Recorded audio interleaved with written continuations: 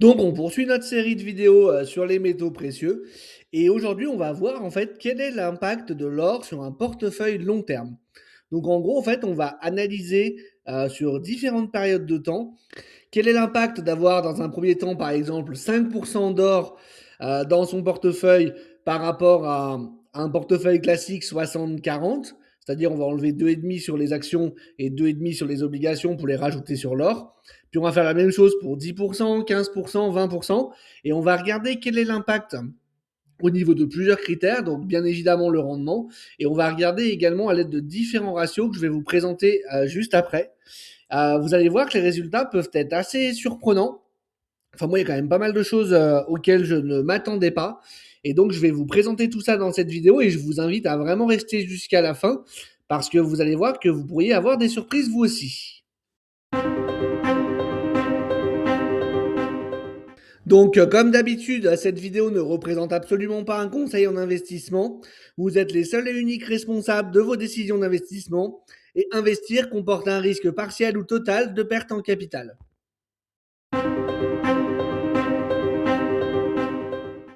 Donc, l'idée de cette slide, c'est vous de présenter la méthodologie de la vidéo, de comment je l'ai voulu, de où viennent les données, et également, comme vous le voyez à l'écran, de vous présenter les deux ratios de manière très succincte, parce que ce n'est pas l'objectif de la vidéo, sur lesquels on va s'attarder le plus sur cette vidéo.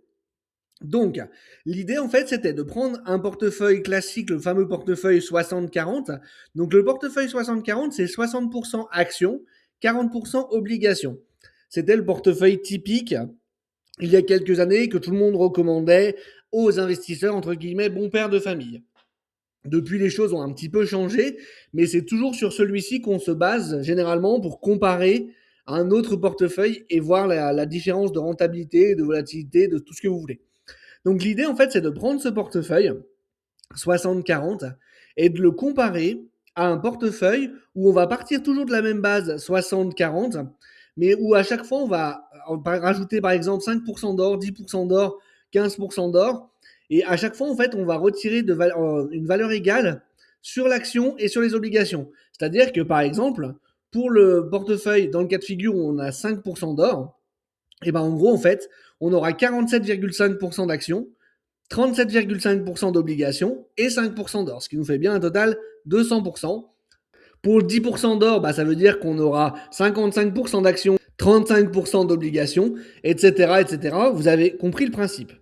Donc, pour ce faire, je me suis aidé d'un tableur Excel, qui est donc un tableur qui a été créé par Simba du site Bogleheads. Encore une fois, vous avez tous les liens en description.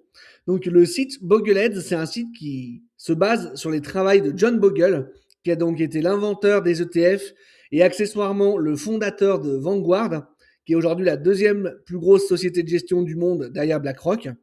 Et toutes les données qui sont renseignées dans ce tableur ont été validées par Vanguard. Donc autant vous dire que normalement, c'est des données qui sont sérieuses. Comme toujours, sur cette chaîne, j'essaye toujours de me baser sur des données sérieuses, académiques, fiables, robustes. Voilà.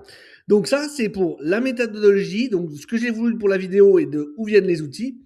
Et maintenant, en fait, il y a deux ratios dans lesquels on va beaucoup parler dans cette vidéo. C'est un, le ratio de Sharpe et deux, le ratio de Sortino. Donc, le ratio de Sharpe, pour vous expliquer ça en une phrase, parce qu'encore une fois, l'idée, c'est pas de faire une vidéo sur les ratios et de vous expliquer vraiment en détail comment ça fonctionne et à quoi ça sert.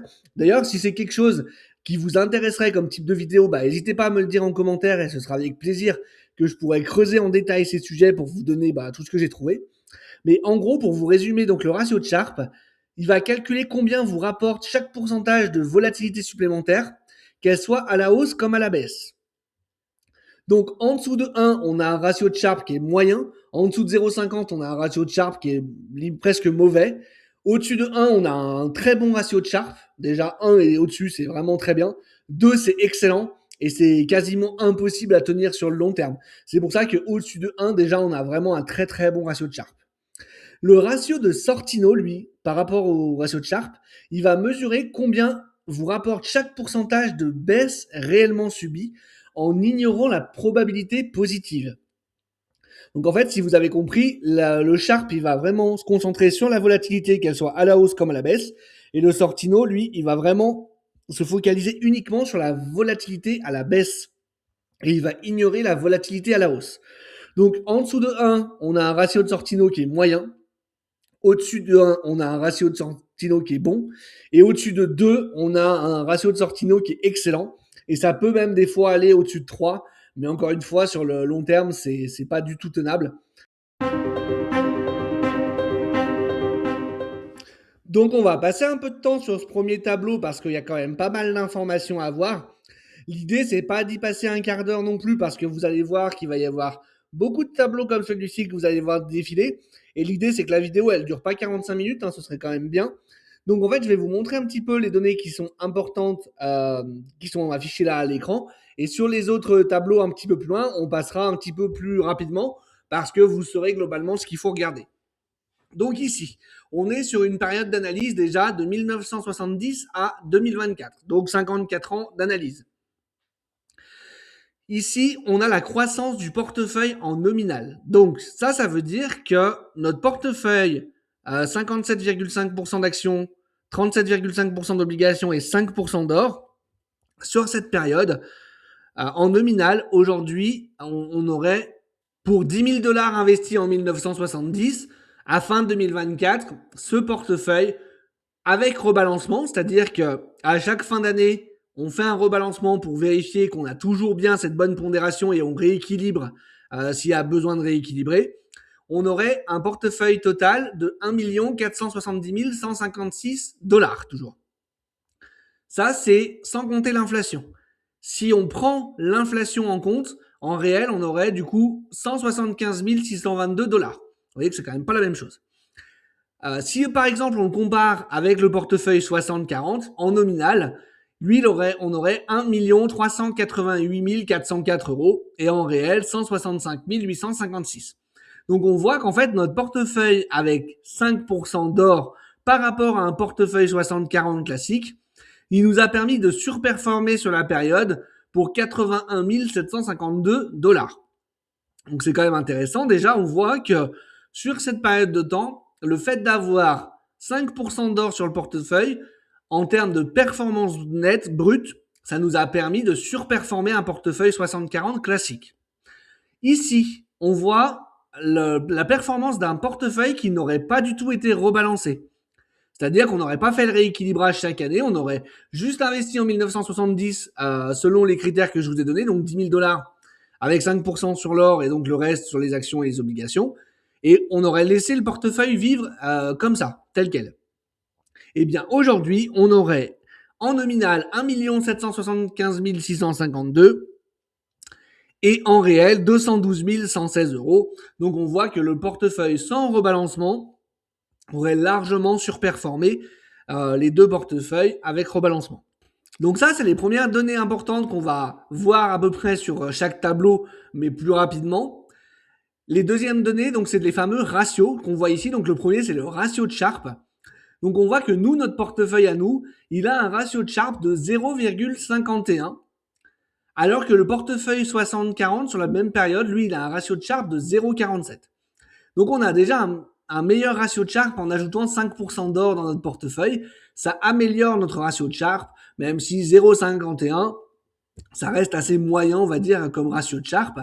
Et pour le coup, sur notre portefeuille qui n'est pas rebalancé, malgré une performance qui est quand même bien supérieure, eh ben on a un ratio de Sharpe qui est plus faible puisqu'il est à 0,47. Et là, on peut dire qu'il est même plus que moyen. En dessous de 0,50, c'est vraiment pas ouf comme ratio de Sharpe. Et donc, malgré une surperformance en termes de rémunération, on a un ratio de Sharpe qui est meilleur quand on rebalance le portefeuille. Pourquoi? Tout simplement parce que ça veut dire que le fait de rebalancer le portefeuille a diminué la volatilité sur le long terme, et c'est ce qu'on va voir sur la slide tout de suite après. En ce qui concerne le ratio de Sortino, là, sur le coup, sur notre portefeuille à nous, on est à 0,92. Alors que sur un portefeuille 60-40 traditionnel, on est à 0,84. Donc encore une fois, notre ratio de Sortino est meilleur que le portefeuille 60-40 sur cette période d'analyse. Par contre, on voit que le portefeuille sans rebalancement, il a un super bon ratio de Sortino qui est de 1,52. Donc là, pour le coup, on est plutôt sur un vrai bon ratio de Sortino, ou en tout cas qui est vraiment bon, on va dire, ouais, pas mal en tout cas. Pour le coup, bien plus intéressant que le ratio de Sharpe de 0,47. Et ça signifie qu'en fait, on a eu plus de périodes de hausse que de périodes de baisse. Parce qu'en fait, le Sharpe, il va se concentrer sur la volatilité globale, hein, pour rappel. Donc ça veut dire qu'on a une forte volatilité sur la période, mais que globalement, cette volatilité, vu que le ratio de Sortino est bien meilleur, cette volatilité a surtout été à la hausse. Donc c'est quand même plus intéressant que quand c'est à la baisse. On est bien d'accord. Voilà, donc c'est un petit peu là-dessus qu'on va se concentrer sur chaque tableau. Alors bien évidemment, hein, pour ceux qui ont des connaissances, vous pouvez aussi regarder le CAGR, qui est donc en gros le rendement annuel moyen que vous avez eu à l'échéance si vous divisez votre performance par le nombre d'années, la standard deviation, voilà tout ça. Vous avez vraiment pas mal de choses si vraiment vous voulez voir tout ça plus en profondeur. Et puis de toute façon, vous avez aussi le lien pour télécharger le tableau Excel directement. Et donc, ce qu'on voit sur cette image, c'est la volatilité des deux portefeuilles sur la période donc 1970 jusqu'à 2024. Donc, en bleu, vous avez la volatilité du portefeuille 60-40 et en rouge, la volatilité de notre portefeuille avec 5% d'or. Donc là, on voit que sur les années 1975-80, le fait d'avoir 5% d'or en portefeuille, ça a énormément diminué la volatilité du portefeuille, en tout cas à la baisse. Sur les années un peu plus récentes, ça la diminue un petit peu, mais quand même beaucoup moins. Mais dans tous les cas, sur chacune des grosses baisses, on a une moindre volatilité sur notre portefeuille avec 5% d'or, ce qui est quand même une très bonne chose, puisqu'en fait, l'idée quand on fait une allocation patrimoniale et qu'on construit un portefeuille, c'est pas forcément d'aller chercher le meilleur rendement tout le temps à n'importe quel prix. L'idée, c'est plutôt d'aller chercher un rendement qui soit satisfaisant, mais tout en ayant quand même une volatilité qui soit maîtrisée. Et donc, c'est ce qu'on cherche à voir aussi dans cette vidéo, à savoir quel est le bon pourcentage de chaque actif à avoir en portefeuille pour avoir en fait une performance qui soit à la fois correcte tout en ayant une volatilité qui soit maîtrisée. Donc c'est sûr qu'en faisant cette approche, vous aurez jamais le meilleur rendement qui soit, vous aurez jamais la stratégie absolute return, mais l'idée c'est d'avoir une portefeuille qui soit correcte, voire très correcte, tout en ayant une volatilité qui soit la plus maîtrisée possible. Donc comme je vous avais dit en début de vidéo, on avait deux périodes d'analyse en fait. Et donc cette deuxième période d'analyse, elle part de 1985, comme on le voit ici, à 2024. Et là, vous allez voir que les chiffres ne sont plus du tout les mêmes, tout simplement parce que l'or a eu quand même une période très difficile de 1980 à 2000. Est-ce que c'est quelque chose qui va se reproduire dans le futur? Personne ne sait, hein. On a beau vous dire, certains sont sûrs que l'or ne baissera plus jamais parce que avec la crise des dettes souveraines des pays, etc. Bon bref, peu importe. En la réalité, c'est que personne n'en sait rien. Mais là, on va voir que les chiffres ne sont pas du tout les mêmes et que pour le coup, en fonction de quand est-ce qu'on a investi, c'était pas forcément toujours intéressant d'avoir de l'or en portefeuille. Donc ici, on voit que notre portefeuille, il a rapporté 361,053 en nominal, alors que le portefeuille 60-40, sur la même période, il a fait 376 808 dollars. Ce qui veut dire que notre portefeuille, pour le coup, avec 5% d'or, il a sous-performé de 15 756 dollars sur cette période-là. Si on n'avait pas rebalancé le portefeuille, on aurait eu un rendement de 481 813 dollars. Donc là, pour le coup, on aurait surperformé le portefeuille 60-40. Et au niveau des ratios de Sharpe, malgré que notre portefeuille ait sous-performé légèrement sur la période, on voit qu'on a un ratio de Sharpe de 0,63 sur notre portefeuille, alors qu'il est de 0,62 sur le portefeuille 60-40. Et encore une fois, sur le portefeuille rebalancé, qui a pourtant bien surperformé notre portefeuille et le portefeuille 60-40, on a un ratio de Sharpe qui est bien plus faible, puisque lui est à 0,58. En ce qui concerne le ratio de Sortino, on va avoir à peu près la même chose, puisque notre ratio de Sortino sur notre portefeuille, il est de 1,28, alors que sur le portefeuille 60-40, il est de 1,25. Et sur notre portefeuille qui est non rebalancé, on a un excellent ratio de Sortino de 1,66, qui est donc bien meilleur encore une fois que le ratio de Sharpe, ce qui explique qu'il y a eu une forte volatilité encore à la hausse. Donc le ratio de Sharpe qui pénalise le ratio de Sortino qui est content, en gros, hein. Mais malgré tout, ce qu'on voit, c'est que on a un portefeuille qui en réel a sous-performé, c'est-à-dire sur la période, on a gagné moins d'argent que si on était investi uniquement sur le portefeuille 60-40, mais on a des ratios de Sharpe et de Sortino qui sont plus intéressants que le portefeuille 60-40, ce qui signifie qu'en fait, même si on a eu moins de rendement, bah en fait, on a eu aussi beaucoup moins de volatilité, ce qui fait que les ratios sont meilleurs. Et donc, ça veut. Après, c'est chacun qui voit midi à sa porte, mais ça veut pas dire du coup que bah forcément j'ai moins gagné sur ce portefeuille, donc ça valait pas le coup d'avoir de l'or. Ça n'est pas vrai, puisqu'on a des meilleurs ratios. Et donc, encore une fois, pour des gens qui veulent et de la performance et en même temps avoir une volatilité qui soit maîtrisée, bah, c'était pas forcément une mauvaise idée d'avoir 5% d'or dans son portefeuille 60-40 euh, sur la période 1985-2024. Et donc là, on voit également la volatilité de ce portefeuille. Alors avec une petite modification par rapport à la première, c'est que là, en bleu, on a toujours le portefeuille 60-40. En rouge, on a toujours notre portefeuille qui est rebalancé. Et en rouge bordeaux, un violet un peu là, on a le portefeuille qui n'a pas été rebalancé. Donc comme on voit celui-ci, malgré les 5% d'or sans rebalancement, c'est de très loin le plus volatile des trois. Ensuite, on a quand même notre portefeuille 60-40 sans or qui est un poil plus volatile que notre portefeuille à nous où on rebalance et où on a 5% d'or. Donc encore une fois, on voit que le fait de rebalancer et d'avoir de l'or diminue un petit peu la volatilité par rapport au portefeuille 60-40 classique rebalancé et diminue fortement la volatilité par rapport au fait de ne pas rebalancer tout simplement. Le fait de rebalancer chaque année et de faire en sorte d'avoir toujours le même pourcentage d'allocation d'actifs qu'on avait décidé au départ réduit fortement la volatilité par rapport à un portefeuille qu'on ne rebalance pas. Donc en fait maintenant, on va regarder la même chose avec 10% d'or. Donc ça veut dire qu'on aura 55% d'actions, 35% d'obligations et donc 10% d'or. Et on va regarder en fait ce que ça va pouvoir donner là-dessus. Alors, déjà au niveau de la performance globale, on voit qu'on est à 1 540 070. Donc on a à peu près 70 000 euros de plus que ce qu'on avait si on avait eu que 5% d'or sur la période 1970-2024 en tout cas. On surperforme toujours et de plus en plus même le portefeuille 60-40, puisque donc là on le surperforme de 151 000 dollars. Par contre, on voit tout de suite que au niveau du portefeuille non rebalancé, cette fois on a 1 725 817 dollars. Et donc, on est déjà en perte par rapport à un portefeuille où on n'aurait eu que 5% d'or. Pour rappel, pour le portefeuille à 5% d'or, on avait 1 775 652.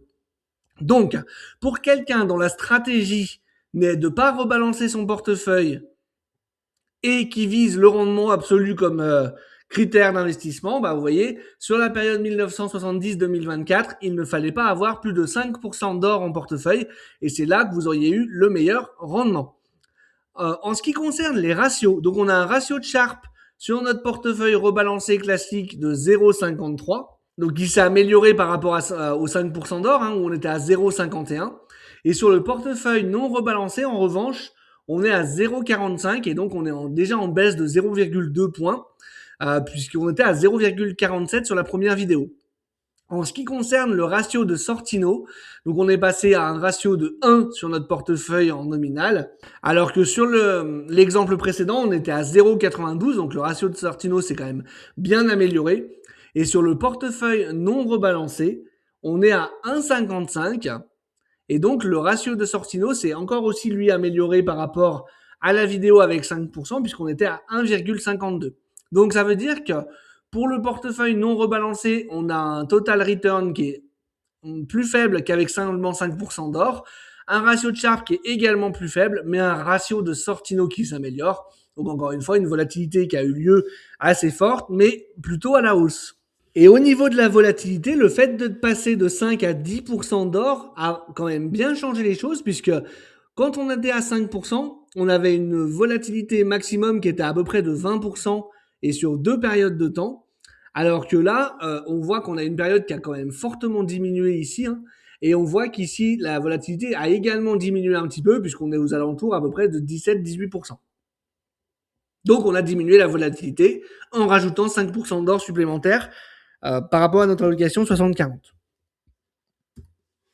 Sur la période 1985-2024, donc là, on a un retour de 345 000 dollars alors qu'on a 376 000 sur le portefeuille 60-40. Donc, on sous-performe toujours de 31 000 dollars.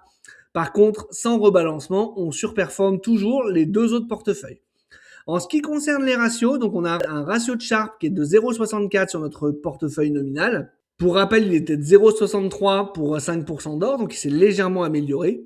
Et pour le portefeuille sans rebalancement, on est à 0,58, alors qu'il était également à 0,58 pour 5%, donc ça n'a pas bougé.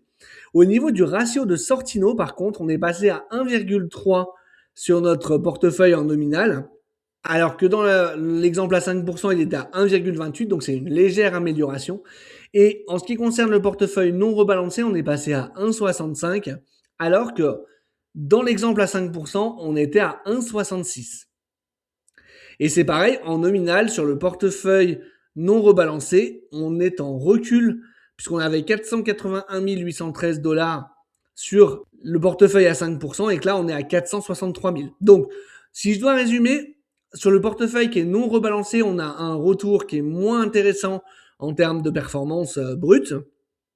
On a un ratio de Sharpe qui s'est légèrement amélioré et on a un ratio de Sortino qui, lui, par contre, a légèrement corrigé.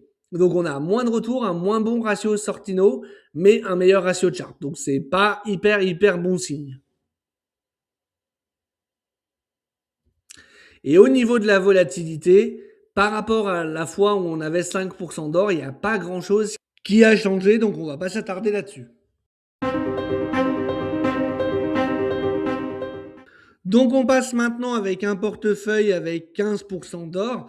Donc on voit qu'en nominal, le retour sur la période 1970-2024, on a 1 596 000.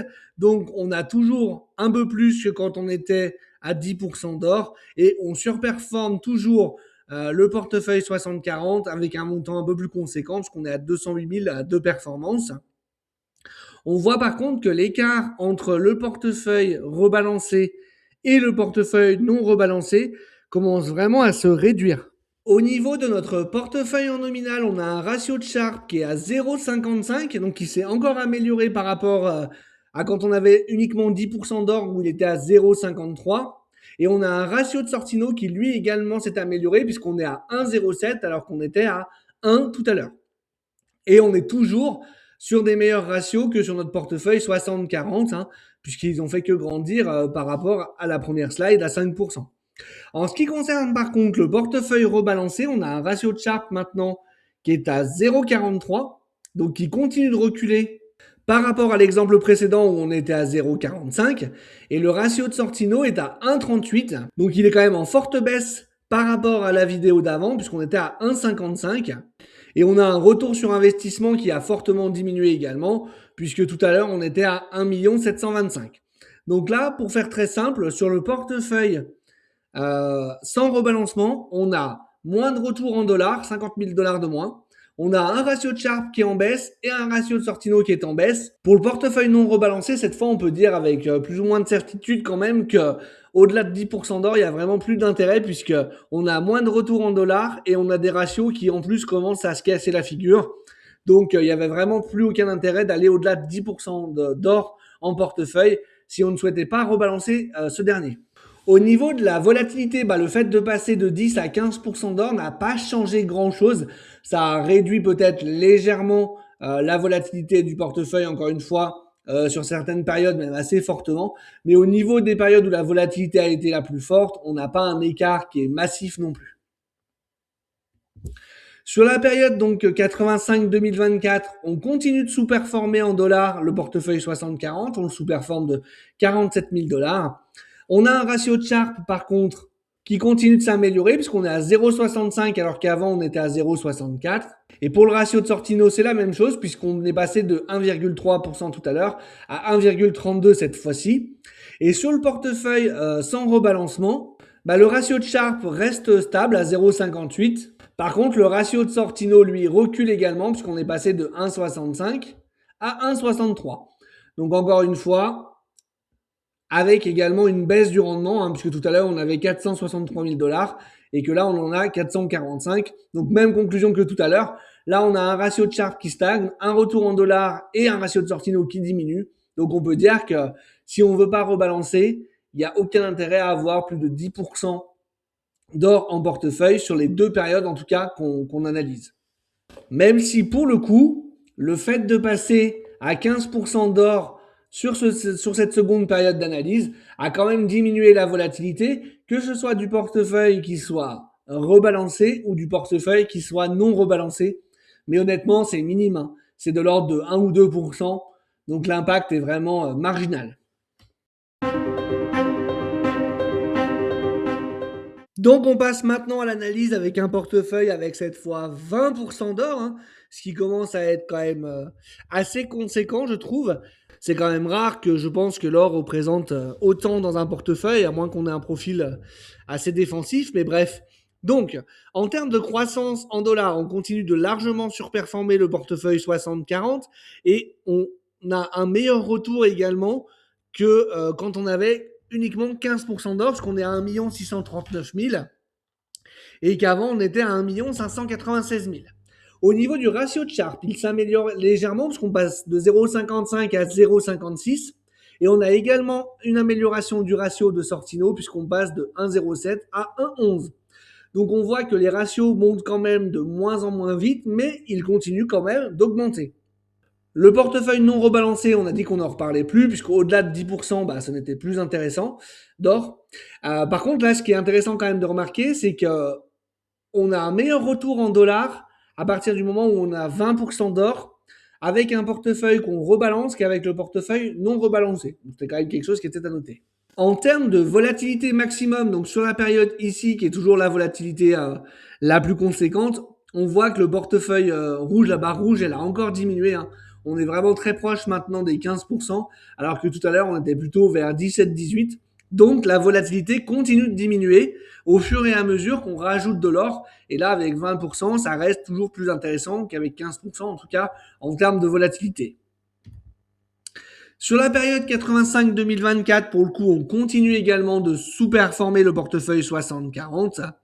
Mais au niveau des ratios, eh ben, on commence à avoir la même chose que sur l'autre période d'analyse, c'est-à-dire des ratios qui commencent à stagner ou à augmenter beaucoup moins vite, puisque le ratio de Sharpe est resté stable à 0,65 et le ratio de Sortino, lui, est seulement passé de 1,32 à 1,34, donc une très légère augmentation. Au niveau de la volatilité maximum, il n'y a vraiment pas grand-chose qui a changé. Les barres diminuent quand même très légèrement, mais c'est quasiment pas visible à l'œil nu sur un graphique comme celui-ci où on n'a pas de chiffres précis. Donc on va pas s'attarder là-dessus de trop. Et donc la dernière analyse de cette vidéo sera sur un portefeuille avec 25% d'or. Donc ça y est, hein, cette fois on arrive sur la recommandation en or du portefeuille 4 saisons de Red Dalio, hein, les fameux 25%. Donc sur la période 70-2024, on a toujours un retour en dollars qui continue d'augmenter et on surperforme bien évidemment de plus en plus le portefeuille 60-40. Par contre, au niveau des ratios, on a un ratio de Sharpe qui diminue puisqu'il passe de 0,56 à 0,55, hein, donc c'est très léger, mais malgré tout, il diminue quand même. Et on a un ratio de Sortino qui continue, lui, de s'améliorer, mais vraiment très légèrement, puisqu'il passe en fait de 1,11 à 1,12. Donc là, je pense qu'on arrive vraiment sur le maximum, en tout cas qui serait recommandé par ces ratios et par les retours en dollars sur cette période, qui serait donc de 25% d'or, ce qui est quand même relativement conséquent et qui correspond à un portefeuille à minima prudent, je dirais. Donc au niveau de la volatilité, bah, ce qui est intéressant, c'est qu'on voit que plus on augmente en tout cas notre pourcentage d'or et plus la volatilité, en tout cas là où elle est censée être la plus forte, bah, elle continue de diminuer, hein, comme on le voit. Là, on est passé en deçà des 15%, alors qu'au début, tout à l'heure, on était quand même quasiment à 20%. Donc on voit effectivement que l'or sert vraiment d'amortisseur dans les périodes de forte volatilité. Combiné à d'autres actifs, il va vraiment, c'est vraiment un actif qui va aider à réduire la volatilité globale d'un portefeuille. En ce qui concerne la période d'analyse 85-2024, bon bah le retour en dollars continue de diminuer, hein, quant à lui, bien évidemment, on continue de sous-performer de plus en plus le portefeuille 60-40. Et au niveau des ratios, bah on a à peu près la même chose que sur l'autre période d'analyse, puisqu'on a un ratio de Sharpe qui recule de 1%, hein, il passe de 0,65 à 0,64. Et on a un ratio de Sortino qui lui augmente encore très légèrement, hein, de 1,34 à 1,35. Donc là, voilà, tout porte à croire quand même que les 25% d'or en portefeuille sont, selon en tout cas ces critères-là, le maximum recommandé sur ces deux périodes d'analyse. Après, bien évidemment, chacun est libre de faire ce qu'il veut et tout dépend toujours des critères que l'on regarde. Voilà, donc bah écoutez, on arrive à la fin de cette vidéo. Donc à la question quel est le pourcentage d'or que nous devons avoir en portefeuille, bah la réponse c'est toujours la même réponse de Normand, hein, c'est ça dépend. Ça dépend de qu'est-ce qui est important pour vous, de quels sont vos objectifs. Si vous êtes sur une stratégie plutôt total return où l'objectif c'est d'aller chercher le meilleur pourcentage de rendement, quel que soit le prix à en payer, ou si vous êtes plutôt sur une approche bon père de famille avec un rendement qui soit correct, mais une volatilité qui soit beaucoup plus maîtrisée. Donc ça dépendra vraiment de tout à chacun. En tout cas, je trouve que c'était intéressant d'analyser ces différentes allocations sur d'aussi longues périodes de temps. Moi, il y a des choses qui m'ont quand même bien surpris, notamment le fait que bah, le retour en dollars peut continuer à augmenter de manière assez conséquente, alors que les ratios stagnent ou voire régressent. Le fait également de voir qu'un portefeuille non rebalancé sur une très longue période de temps peut largement surperformer en dollars, en tout cas un portefeuille qu'on rebalance. Voilà, donc il y a pas mal de choses auxquelles je ne m'attendais pas. Cet outil est en tout cas vraiment très intéressant, je trouve. Donc je vous laisse le lien en description, hein, si jamais vous voulez le récupérer. Bien évidemment, c'est n'a rien à voir avec moi, donc il n'y aura pas d'adresse mail ou quoi que ce soit à rentrer. Vous pouvez juste le télécharger tout simplement et vous amuser avec. J'espère en tout cas que cette vidéo elle vous aura plu. N'hésitez pas à liker, commenter, partager, hein, comme d'habitude. Pensez bien surtout à vous abonner et à activer la petite cloche pour ne pas manquer la sortie des prochaines vidéos. Et moi, j'espère justement vous retrouver sur une prochaine vidéo pour vous aider à vous aussi devenir un investisseur indépendant. Et je vous dis allez, ciao, à la prochaine.